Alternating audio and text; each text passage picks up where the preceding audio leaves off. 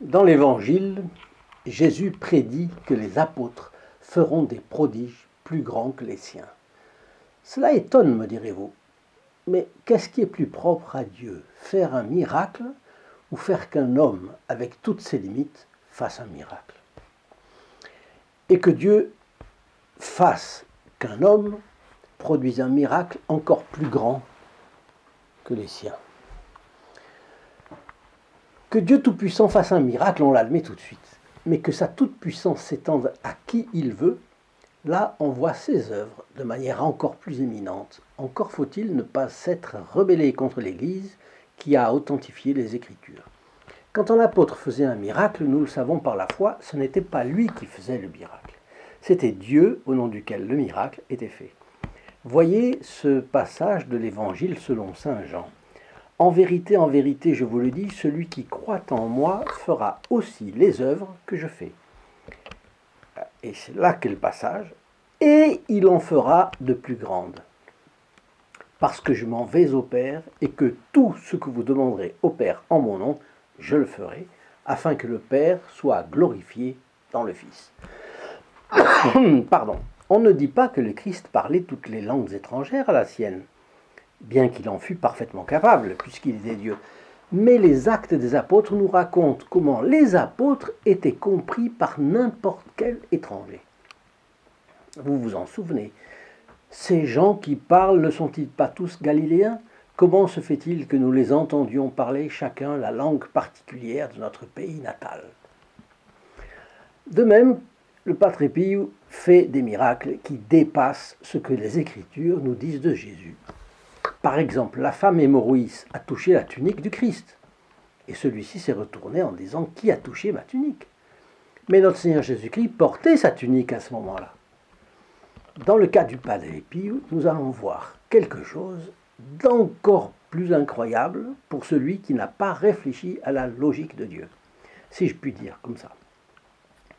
Un vêtement que le Padre Pio n'habite pas. C'est simplement un vêtement qui, plusieurs années après sa mort, va avoir une certaine vertu. Gardons présent à l'esprit que tout miracle est fait par notre Seigneur Jésus-Christ lui-même. Chers amis fidèles du Padre Pio, bonjour. Mon nom est Jean Goyard et vous assistez au programme sur les pas du Padre Pio.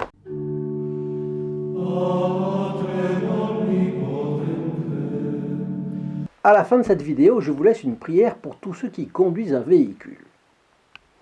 Cela peut leur servir et je vous assure que avec les accidents de la route, les accidents de tracteurs, les accidents de vélomoteurs et tout ce qu'on veut de moto, ça peut bien servir. Aujourd'hui, vous allez entendre un récit tout à fait inédit. Ce n'est pas un Fioretti, c'est beaucoup plus qu'un Fioretti. Rappelons-nous qu'un miracle est un changement complet qui échappe aux lois de la nature. Pour Dieu, il n'y a pas de limite. Un homme peut avoir eu une jambe paralysée et ne peut plus marcher. Un événement surnaturel intervient et il marche de nouveau. Si les constatations médicales faites avant l'événement montrent que la paralysie était définitive, irréversible, etc., le fait de remarcher ensuite est un miracle quand même. Mais il y a toujours un doute. Certains vont dire non, mais l'état de la médecine de l'époque, etc. Bon. Mais il y a un autre genre de miracle. À la suite d'un accident, un homme est amputé d'une jambe. À la suite d'un événement surnaturel, tous ceux qui avaient vu l'homme handicapé par l'amputation de sa jambe voient tout d'un coup celle-ci restaurée. Et on va voir dans le cimetière où on avait enterré sa jambe et il y a un trou vide. C'est incroyable. Tout le monde conclut au miracle. Et c'est encore plus manifeste, encore plus patent, encore plus évident. Eh bien, c'est arrivé en 1640 et cela fait même l'objet d'une grande attestation dans Wikipédia, si vous y allez voir. Donc nous allons voir quelque chose de semblable. Une parenthèse, avant, vous abonner à la chaîne vous évitera de perdre le récit des Fioretti de la vie du Padre Pio. Quand je dis récit des Fioretti, j'ai presque dit les aventures du Padre Pio, parce que je ne connais pas de vie d'ecclésiastique aussi pleine de rebondissements que celle du Padre Pio. Alors, s'abonner est gratuit, vous cliquez sur le bouton approprié sur la clochette et vous êtes abonné, et voilà. Bien, aujourd'hui, il s'agit du témoignage à la fois simple et hors série, qu'ont déposé aux archives du couvent de San Giovanni Rotondo 3 Irlandais qui habitaient à Dublin. Il s'agit de William McLaughlin et ses parents Joséphine et Patrick McLaughlin. Bon, voilà l'histoire. Nous sommes le jour des morts. Le 2 novembre donc de l'année 1954. Et William, que tout le monde appelle Bill, est âgé de 23 ans, il rentre en voiture de son travail et il n'est plus très loin de chez lui. Et chez lui, c'est Trillick, petit village d'Irlande du Nord, près de Bundoran, je crois qu'on dit comme ça, dans le comté de Donegal. Sa voiture percute un pont de pierre qui enjambait une petite route. Et là, il percute le pont, je crois qu'il tombe, il ne se rappelle de rien. Mais peut-être a-t-il perdu le contrôle de sa voiture en manipulant la cassette de son autoradio. C'est ce que les gens qui sont arrivés là ont pensé. Je n'ai aucun souvenir de l'accident et de l'hôpital. Je ne fais que répéter ce que mes parents et les médecins m'ont raconté. J'étais blessé au poignet gauche, mais la plus grave des blessures était au front. J'ai été transporté par hélicoptère dans le coma, depuis Beaumont jusqu'à Dublin, à l'hôpital de Letterkenny. Quand ma mère est arrivée à l'hôpital, on lui a parlé de 50% de chances de survie, mais qu'en cas de survie, je serai pour toujours en état végétatif à cause des lésions cérébrales dues au traumatisme crânien. Quand il y a un gros traumatisme crânien, parfois, malheureusement, c'est le cas. Dans le désarroi qu'on imagine, elle a tout de suite rendu visite à l'adresse du groupe de prière du Padre Pio de Dublin. Elle est revenue à l'hôpital avec un des gants du Padre Pio. Vous savez, une de ces mitaines, ses doigts, ce sont des gants mais qui sont en laine, mais qui sont coupés pour laisser la possibilité des doigts d'agir. Bon. Et elle s'était ensanglantée parce que le Padre Pio saignait des mains, et donc c'était pour cacher petit peu ces saignements. Le fait est qu'il saignait des mains, et donc elles sont précieusement conservées par ceux qui en ont, et c'est un privilège insigne. Vous vous en rendez compte, avoir une relique directe du Padre Pio, ou le sang que le Christ a voulu qu'il verse pour arracher le maximum d'âme au diable. Si quelqu'un d'entre vous aviez un de ces gants, quelle merveille! Bon, le père Lorenzo, un capucin, avait en effet une de ces mitaines qui lui avait été donnée par notre bon capucin. Il l'a prêtée à ma mère, qui l'a posée sur mes blessures. Et le lendemain, Bill sortait du coma et le respirateur artificiel pouvait être débranché. Les médecins ont rappelé ce qu'ils avaient dit. Pas d'optimisme. Le jeune garderait l'intelligence d'un garçon de 5 ans et resterait paralysé du côté gauche. Donc ça avait affecté la partie du cerveau qui commandait le côté gauche. Bill poursuit son récit. Il y a eu une semaine sans aucune amélioration. En général, c'est mauvais signe d'ailleurs. Mais le père Lorenzo est venu me rendre visite à l'hôpital. Il portait le gant qu'il avait reçu du Padre Pio et il l'a passé sur mon front et sur mon côté gauche. Comme je dormais, je ne me suis rendu compte de rien, mais quelques minutes après son départ, je me suis réveillé et sans un mot, j'ai levé mon genou gauche, puis mon bras gauche. Et puis le lendemain, mon œil gauche s'est ouvert.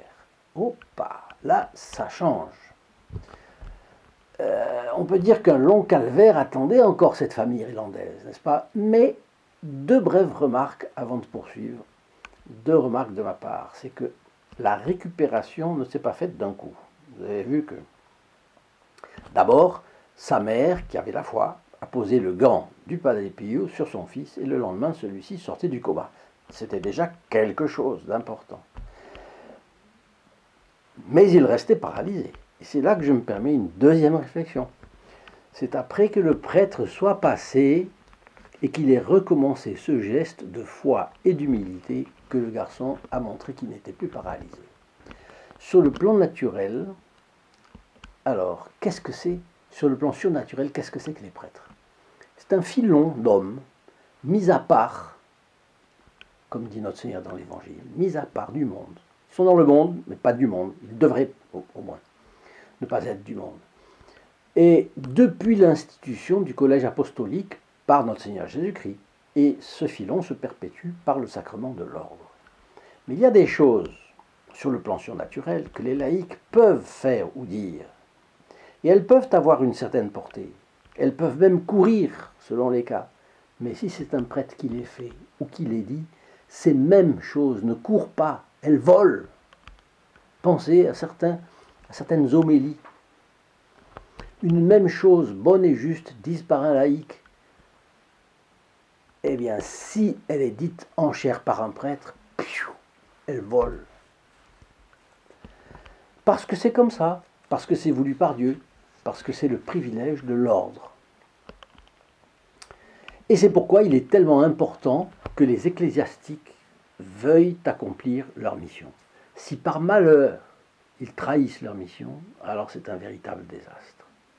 Et les conséquences peuvent aller jusqu'à entraîner une ville entière, un pays entier, un peuple entier dans la ruine. C'est gravissime. Et là, vous voyez une chose, c'est que le prêtre a eu l'humilité et la foi de répéter un geste qui est un geste de dévotion populaire. Un objet touché par un saint. On le vénère. Mais là, un objet qui a été maculé par le sang du Padre Pio, eh bien, il a la foi. Il a la foi. C'est arrivé dans le passé à d'autres. Eh bien, on va faire. C'est pas moi qui vais le faire. C'est le Padre Pio qui va le faire. C'est un geste de foi et d'humilité. J'insiste beaucoup. Et qu'un prêtre ait ce geste-là, ça m'a beaucoup touché de le voir. Le Padre Pio donc, est le grand modèle du prêtre pour les temps actuels. N'hésitons donc pas à le faire connaître, à partager ses vidéos, mais aussi à répandre sa photographie et son livret de prière. Je vous le signale encore, ils sont gratuits pour vous. Franco de Port en plus. Il vous suffit simplement de téléphoner au 08 05 36 08 47. C'est gratuit pour la France métropolitaine. Coût d'un appel local pour les dom-tom, et pour ceux qui habitent au Canada, le numéro est différent, c'est le 1 844 398 88 67. Alors, la mère du garçon ajoute, malgré ces progrès énormes, mon fils ne m'a pas reconnu.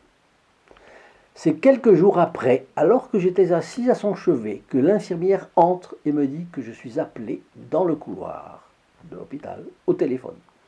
Oui, en 1954, il n'y avait ni téléphone portable, ni téléphone dans les chambres d'hôpital. Donc le téléphone était dans une cabine, dans le couloir.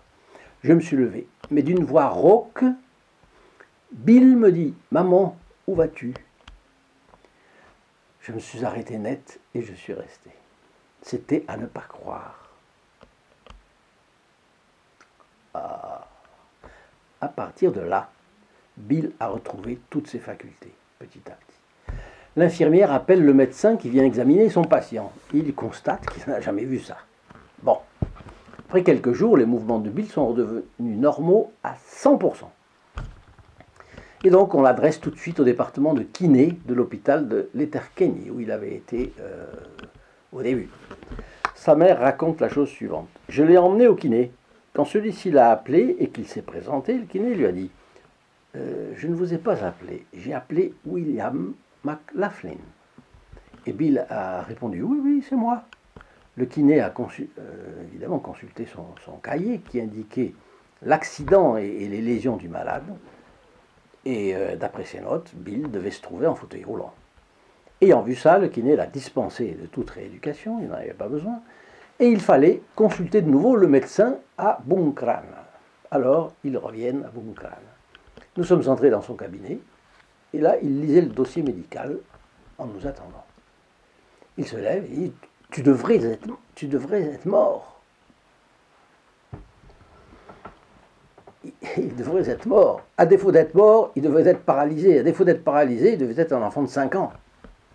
Le plus incroyable est que le scanner, alors là c'est fort, et là c'est le clou de la situation. Le scanner a continué de montrer toutes les lésions cérébrales ainsi que la partie manquante du cerveau, manquante ou morte, mais sans aucune séquelle physique ni motrice, ni intellectuelle. Alors qu'il est progressivement récupéré, on pourrait toujours l'expliquer d'une façon. Ah oui, quand la récupération se fait, elle se fait dans les premiers jours, taratata, comme vous savez. Mais avec la partie de cerveau morte correspondant à la paralysie du côté gauche et puis à tout le reste, et malgré cela, boire, manger, marcher, lire, réfléchir, s'exprimer, travailler sans problème, mais aussi sans tout son cerveau, parce que malheureusement, il n'a plus tout son cerveau. Eh bien, c'est bel et bien un miracle, parce que les lois naturelles sont dépassées par une permanente intervention d'ordre spirituel. Et cela fait penser à un autre miracle du Padre Pio, évidemment, où une jeune fille aveugle, née sans pupille, s'est mise à voir toujours sans la pupille des yeux, après les prières du Padre Pio. Nous l'avons commenté ici.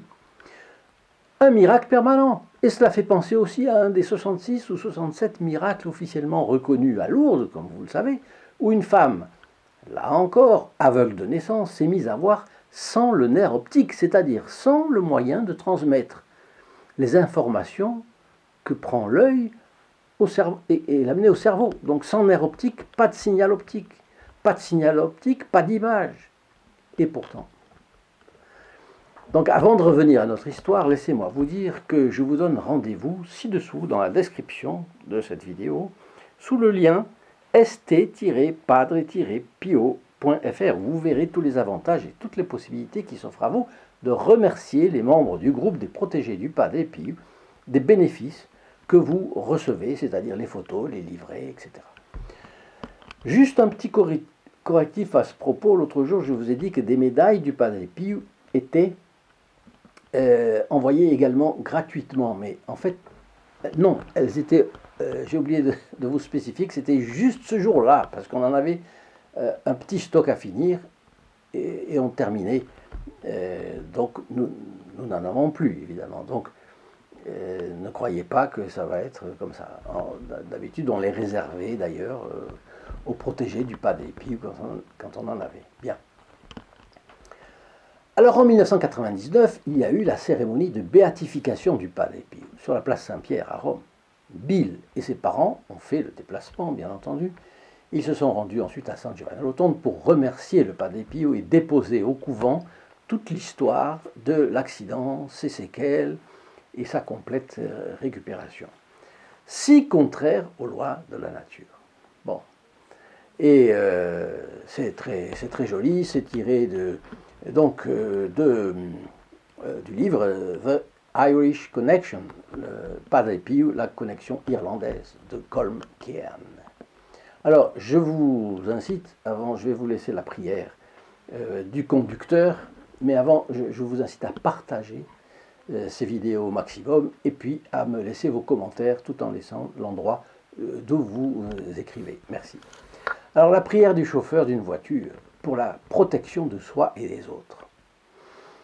À vous, Seigneur, qui donnez à vous, Seigneur, vous qui donnez et préservez l'existence, je vous demande humblement de protéger ma vie aujourd'hui. Père, donnez-moi une main ferme et un œil vigilant afin que je ne fasse de mal à personne lorsque je conduis. Délivrez ceux qui m'accompagnent de tout mal, maladie, incendie ou accident. Apprenez-moi à utiliser ma voiture pour répondre aux besoins des autres, pour que je ne sois pas emporté par le vertige de la vitesse et que, admirant la beauté de ce monde, je puisse continuer et terminer mon voyage en paix. Je vous demande ces grâces par les mérites de la Sainte Vierge et par l'intercession du Padre Pio et de Saint Christophe, protecteur des conducteurs, ainsi soit-il. Chers amis fidèles du Padre Pio, je vous dis à demain. Au revoir. In nome del Padre, del Figliolo e dello Spirito Santo, e così sia. Sia lodato Gesù e Maria, e